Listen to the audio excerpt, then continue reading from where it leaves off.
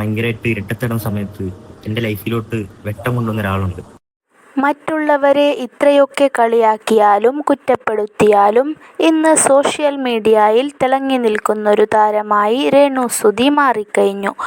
പല സെലിബ്രിറ്റികളും subscription തുടങ്ങിയിട്ടും 100-ലധികം subscribers കിട്ടാതിരിക്കുമ്പോഴാണ് Renu സുധിക്ക് മാത്രം 1000-ലധികം subscriptions ചുരുങ്ങിയ ദിവസം കൊണ്ട് വന്നത്.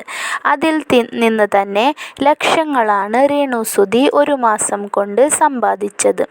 സുധിയുടെ മകനായ കിച്ചുവുമായുള്ള രേണുവിന് വലിയ സൗഹൃദമാണെന്നും ഇരുവരും ഇപ്പോഴും അമ്മയും മകനുമാണെന്ന് പോലെയെല്ലാം സോഷ്യൽ മീഡിയയിൽ ആളുകൾ പുകഴ്ത്തുമ്പോഴും രേണു സുധിയുടെ ഈ വിധം പെരുമാറ്റങ്ങളിലോ വസ്ത്രധാരണങ്ങളിലോ ഒന്നും തന്നെ കിച്ചു അഭിപ്രായം പറയാതിരിക്കുമ്പോഴും അവൻ അമ്മയെ അത്രമാത്രം കാര്യമാണെന്നും പറയുമ്പോഴും കഴിഞ്ഞ ദിവസം കിച്ചു ഒരു വീഡിയോവുമായിട്ട് എത്തി. എൻ്റെ ലൈഫിൽ വെളിച്ചം കൊണ്ടുവന്ന ആൾക്ക് വേണ്ടിയിട്ട് ഡെഡിക്കേറ്റ് ചെയ്യുന്നു എന്ന് പറഞ്ഞുകൊണ്ട് ഒരു പാട്ട് പാടി.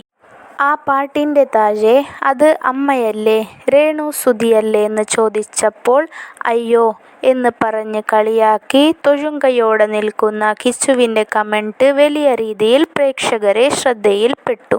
കാരണം ഇരുട്ടിൽ നിൽക്കുന്ന കിച്ചുവിനെ വെളിച്ചം കാണിച്ചത് രേണു സുധി അല്ലാന്ന് കിച്ചു തന്നെ പറയാതെ പറഞ്ഞിരിക്കുന്നു.